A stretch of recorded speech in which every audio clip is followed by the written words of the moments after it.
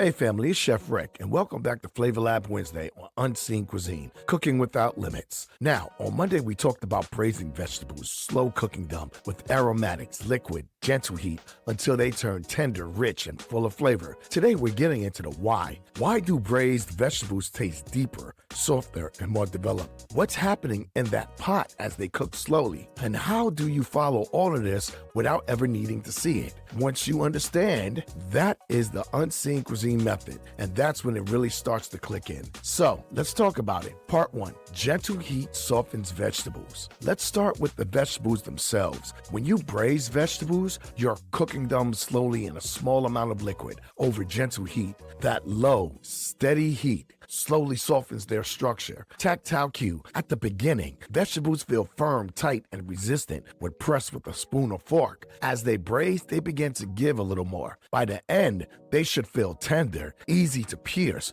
but still holding their shape. Not mushy, not falling apart, just softened and relaxed. That's the beauty of braising. It transforms texture without losing control. Part 2. The flavor base moves into the vegetables. Let's talk about the flavor base. When you start with aromatics like onions, garlic, celery, carrots, or herbs, those ingredients begin releasing flavor into the fat and liquid. Then, as the vegetables sit in that environment, they start absorbing it right back in. Aroma cue. At first, you'll smell separate things, onions, garlics, and herbs. As the braise continues, those smells come together into one deeper, warmer aroma. That's how you know the flavors are blending and moving through the dish. Part 3. Liquid does more than keep things moist. Now, the liquid and braise is doing the real work. It's not there just to keep the vegetables from drying out. It's carrying flavor, helping soften textures, and creating the same sauce around the vegetables. Audio cue. You should hear a soft simmer, light bubbling, not a loud boil. Tactile cue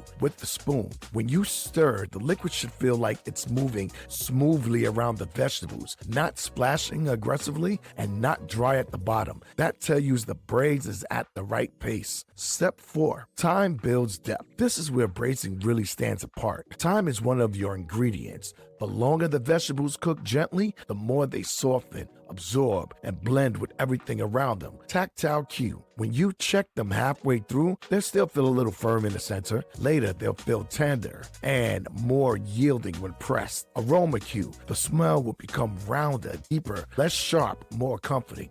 That's not just cooking, that's flavor developing in layers. Part 5.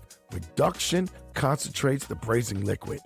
As the braising continues, some of the liquid evaporates. That means what stays behind becomes more concentrated. The sauce gets richer.